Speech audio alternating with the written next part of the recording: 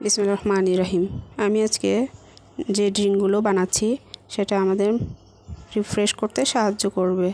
তার জন্য নিয়ে নিচ্ছি পুদিনা পাতার লেবু। এখানে আমি 2 মুঠো পুদিনা পাতা ধুয়ে পরিষ্কার করে একটা ব্লেন্ডার জারে নিয়ে নিব। আর নিচ্ছি 1/4 কাপ লেবুর রস। আর টেস্ট অনুযায়ী দিচ্ছি লবণ আর দেব চিনি। চিনিটা আমি একটু বেশি করে দিচ্ছি। এখানে আমি 5 চামচ চিনি দিচ্ছি। আর দিব সামান্য একটু পানি।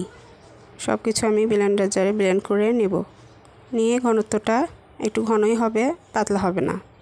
এখন আমি একটা বরফের মোল্ডে এভাবে কিউবগুলো ভরে নেব। কিউবগুলো ভরে আমি সারা রাতের জন্য ডিপ ফ্রিজে রেখে দিয়ে ঠান্ডা করে নেব। ঠান্ডা হয়ে গেলে আমি কিউবগুলো বের করে নেব। বের করে নিয়ে আমি একটা জিপলক ব্যাগে ভরে ডিপে রেখে সংরক্ষণ করব।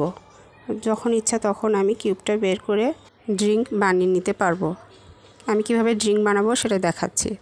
একটা গ্লাসে আমি আগে বরফ কুচি দিয়ে দিলাম, তারপর দিচ্ছি পুদিনা পাতার 2টা কিউব। আমি এখানে ড্রিঙ্কটা সোডা দিয়ে বানাচ্ছি, চাইলে আপনারা পানি দিয়েও বানাতে পারেন।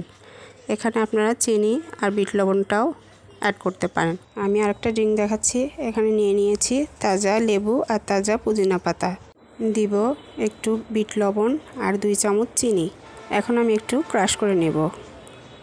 ক্রাশ করে বরফ কিউব দিয়ে দিব। এরপরে আমি অ্যাড করছি সোডা। আমি ড্রিঙ্কটা সোডা দিয়ে বানাচ্ছি, আপনারা চাইলে পানি দিয়েও বানিয়ে নিতে পারেন। সোডা দিয়ে বানালে একটু টেস্টটা বেশি আসে, তাই আমি সোডা দিয়ে বানাচ্ছি। আমার ড্রিঙ্কগুলো যদি আপনাদের ভালো লেগে থাকে অবশ্যই লাইক, শেয়ার এবং কমেন্ট করে জানাবেন।